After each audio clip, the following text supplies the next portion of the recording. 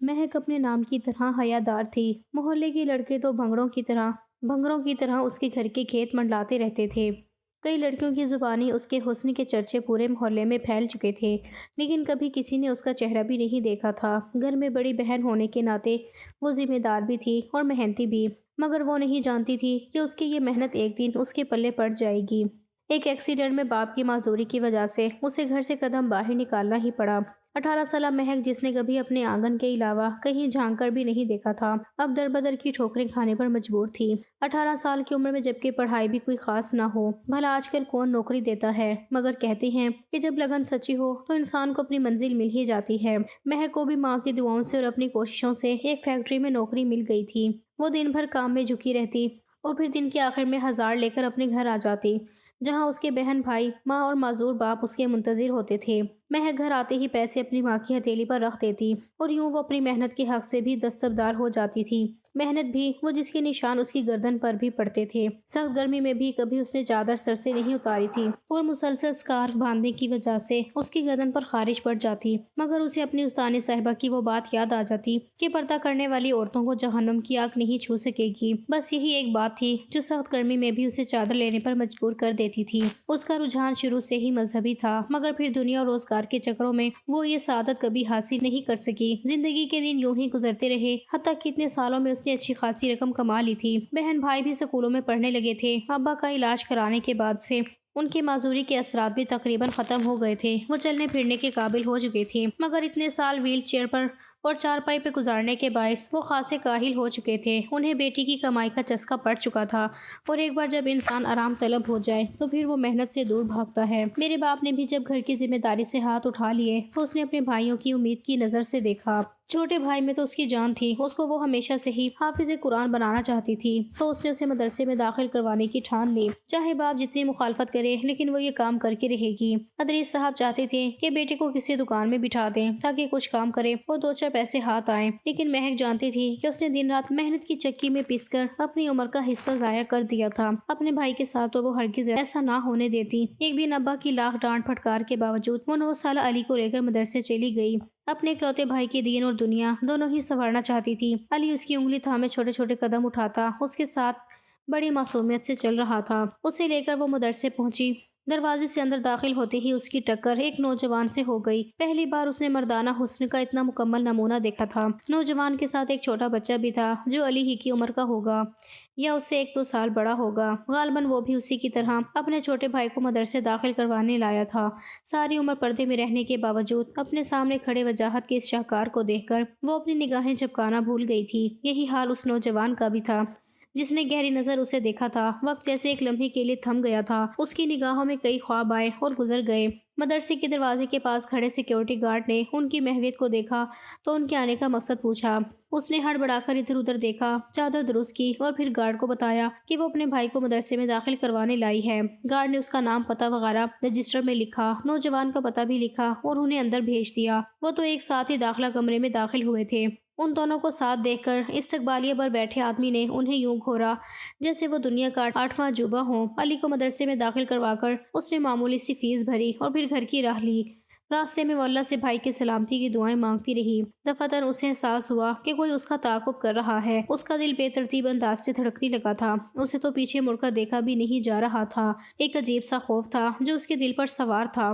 وہ تیز تیز قدم اٹھاتی گھر کی طرف بڑھنے لگی، مگر وہ کیا جانتی تھی کہ تعاقب کرنے والا اس کے گھر تک آ جائے گا، بلکہ اس کا ارادہ ہی اس کے گھر کا پتہ دیکھنا تھا۔ اور پھر اگلے دن اس کی نگاہوں کے تیر سے گھائل احسان اپنے ماں باپ کے ساتھ اس کا ہاتھ مانگنے پہنچ گیا۔ اسے تو جیسے یقین نہ آیا کہ حسن کا دیوتا اس کے گھر چل کر اس کا رشتہ مانگنے آیا ہے۔ احسان اگرچہ غریب خاندان سے تعلق رکھتا تھا، مگر اس کا حسن اور لباس سے لگتا تھا کہ وہ کوئی شہزادہ ہے۔ احسان کے خاندان سے مل کر اس کی ماں بہت خوش ہوئی۔ خوش ہوتی بھی کیوں نہ، گھرانہ بھی انتہائی مختصر سا تھا، اور ماں کو اپنی بیٹی کی خوشیوں کے علاوہ کیا چیز چاہیے ہوتی ہے۔ احسان کا چھوٹا بھائی احمد بھی ساتھ ہی تھا جو اس دن اس کے ساتھ مدرسے آیا تھا۔ اس رشتے پر کسی کو کوئی اعتراض نہیں تھا اور نہ ہی ہونا چاہیے تھا، مگر بیٹی کی کمائی کھانے والے باپ کو اور نکمے بھائیوں کو بھلا کب احساس تھا۔ کب فکر تھی کہ مہک بھی اپنے گھر کی ہو جائے۔ ان کے رویے یہی بتاتے تھے کہ وہ کبھی بھی مہک کی شادی کرنے پر راضی نہیں ہوں گے، اور یوں گھر کا ماحول کشیدہ ہوتا گیا۔ ماں بیٹوں اور شوہر کے درمیان دوری کی ایک خلیج حائل ہو گئی تھی جسے چاہ کر بھی کوئی گرا نہیں سکتا تھا، اور بالآخر اس کا نتیجہ وہ نکلا جس نے ہنستے بھستے گھرانے کو اجاڑ دیا۔ مگر ماں بھی اپنی بیٹی کو یوں نہیں چھوڑ سکتی تھی۔ اس کو بیاہنے کی عمر تھی، سو ماں نے شوہر اور بیٹوں کی پرواہ کیے بنا بیٹی کو 2 جوڑوں میں نکاح پڑھوا کر احسان کے ساتھ رخصت کر دیا۔ گھر کا آنگن سونا ہو گیا تھا۔ گھر سے کمانے والی واحد ہستی بھی چلی گئی تھی۔ گھر میں تو فاقوں کی نوبت آ گئی تھی، مگر ماں کو اس کی پرواہ نہیں تھی۔ وہ اپنی بیٹی کو بیاہ کر خوش تھی، ہاں، مگر کبھی کبھی اس کے نصیب کے بارے میں سوچ کر اسے تھوڑی فکر ہوتی تھی۔ مگر وہ اللہ سے دعائیں مانگتی کہ اس کی بیٹی کا نصیب بھی اس کی شکل و صورت کی طرح، اس کی سیرت کی طرح شاندار ہو۔ شادی کی رات روایتی شوہروں کی طرح احسان نے محبت کا اظہار تو ضرور کیا، لیکن ساتھ ہی اس نے یہ جتا دیا کہ اپنے ماں باپ اور چھوٹے بھائی کے خلاف وہ ایک لفظ بھی سننا پسند نہیں کرے گا۔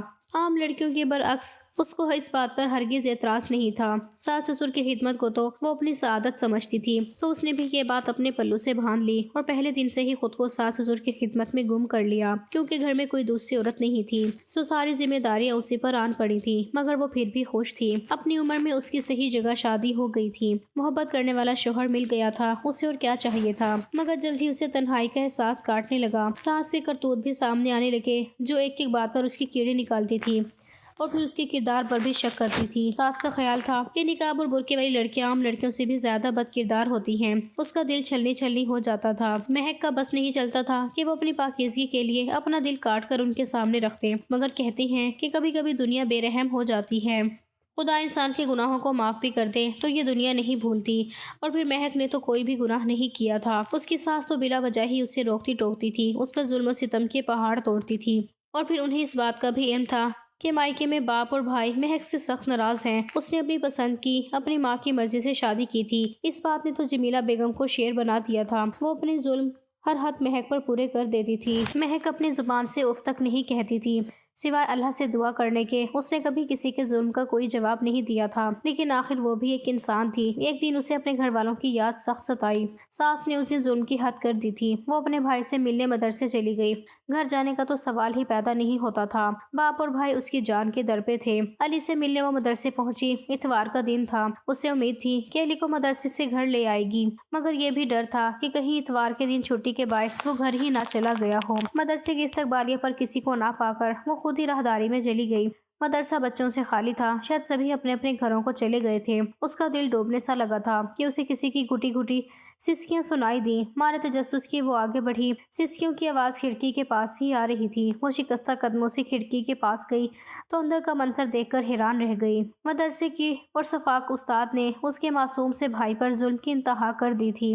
اس لمحے اسے لگا کہ علی پر سب سے مظلوم خاندان شاید اسی کا تھا، جن پر ہر کوئی ظلم و ستم کرتا تھا، جن کا نہ کوئی پوچھنے والا تھا اور نہ ہی کوئی سہارا تھا۔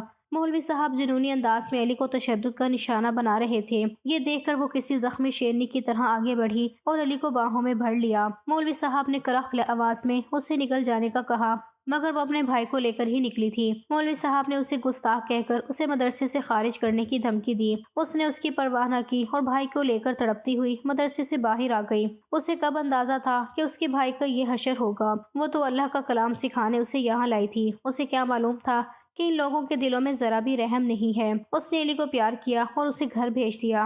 اب وہ وقفے وقفے سے اس کی خبر لیتی رہتی تھی، مگر جب سے مدرسے کا پرتشدد ماحول دیکھا تھا، اس کا دل احمد کے لیے بھی بے چین رہتا تھا۔ وہ بھی اسی مدرسے کا طالب علم تھا اور عین ممکن تھا کہ اس پر بھی اسی قسم کا تشدد ہوتا ہو۔ گو کہ اس نے اپنے دیور کو مولوی صاحب کے ہاتھوں مار کھاتے نہیں دیکھا تھا، مگر اس کا عجیب و غریب رویہ بتاتا تھا کہ وہ ذہنی طور پر بہت مایوس اور اکثر الجھا نظر آتا تھا۔ مہک کو دیکھتا تو گھبرا کر اپنی نگاہیں پھیر لیتا۔ اس کا رویہ دیکھ کر مہک سمجھ جاتی کہ وہ ضرور کسی پریشانی میں مبتلا ہے، مگر کسے کہتا۔ بڑا بھائی کاروبار کے سلسلے میں باہر رہتا، روزگار کبھی ملتا اور کبھی نہ ملتا۔ ساس سسر کو تو بڑھاپے کی بیماری نے آ گھیر لیا تھا اور بھابھی اس کے لیے ایک اجنبی تھی۔ زندگی میں بہت کم ہی اس کا سامنا عورتوں سے ہوا تھا، سو یہ کوئی حیرت کی بات نہیں تھی۔ مہک نے اپنے دیور کی یہ حالت دیکھی تو شوہر سے منت کی کہ اسے مدرسے سے نکال لے، ورنہ وہ زہری مریض بن جائے گا۔ احسان نے پہلے تو بیوی کی بات نہ مانی، پھر ایک دن چیک کرنے کے لیے وہ چپکے سے مدرسے گیا۔ وہاں کا ماحول دیکھا تو اسے بیوی کی بات پر یقین ہو گیا۔ یوں بھی گھر کی ذمہ داریاں بڑھنے لگی تھیں۔ احسان روزگار کے سلسلے میں سعودیہ جانا چاہتا تھا۔ کتنے عرصے سے اس کی خواہش تھی۔ ویزا نکل آیا تھا، مگر گھر میں کسی کے نہ ہونے کی وجہ سے وہ باہر بھی نہیں جانا چاہتا تھا۔ مگر اب احسان کا چھوٹا بھائی احمد بڑا ہو گیا تھا، سو اس نے ایک تیر سے دو شکار کرنے کا سوچا۔ بیوی کی بات کا مان بھی رکھ لیا اور گھر کی ذمہ داریاں بھی اس کو سونپ دی۔ یوں اسے باہر جانے کا سنہری موقع مل گیا، جس کا وہ اتنے سالوں سے انتظار کر رہا تھا۔ شوہر کے سعودیہ جانے پر اگرچہ مہک دل سے دکھی تھی، مگر وہ بھی بہتری چاہتی تھی، اور سب سے بڑھ کر اپنے بچوں کی، جو اب اس کی گود میں آ چکے تھے، اور اس کی ننھی ننھی خواہشیں، حسرتیں پوری کرنا اب مہک کے بس کی بات نہیں رہی تھی۔ گھر کے محدود سے خرچے میں وہ اپنے بچوں کی اتنی ساری فرمائشیں کیسے پوری کرتی؟ اس نے بھی دل پر پتھر رکھ کر شوہر کو خدا حافظ کہہ دیا۔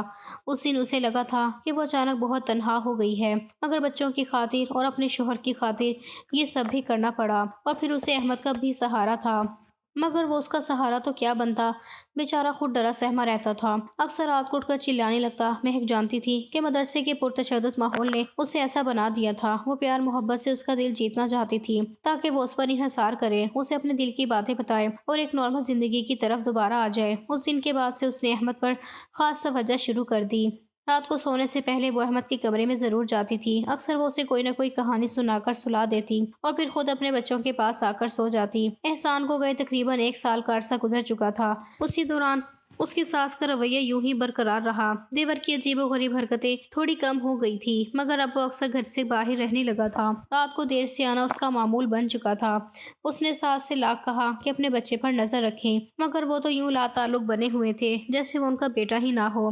کبھی کبھی پوتوں کو جمیلہ بیگم گود میں اٹھا لیتی تھی، مگر ان کا رویہ اکھڑا اکھڑا ہی رہتا تھا۔ اور پھر ایک دن معمولی سی بات کا بہانہ بنا کر انہوں نے مہک کو گھر سے باہر نکال دیا۔ مہک لاکھ روتی چلاتی رہی، مگر اس کی کسی نے نہ سنی۔ وہ بھی گھر کے دروازے پر بیٹھی رہ گئی۔ بارش زوروں کی تھی، وہ اس بارش میں کہاں جاتی؟ اسے اپنے بچے کے رونے کی مسلسل آواز آ رہی تھی، مگر اس کی ظالم ساس نے نہ ہی دروازہ کھولا، نہ ہی اسے اندر آنے دیا۔ رات کا نہ جانے کون سا پہر تھا کہ کسی نے دروازہ ہلکا سا کھول دیا۔ اس نے خدا کا شکر ادا کیا کہ دروازہ کھلا۔ وہ بھاگی بھاگی اپنے بچوں کے پاس پہنچنا چاہتی تھی کہ کسی نے اس کا ہاتھ زور سے پکڑ لیا۔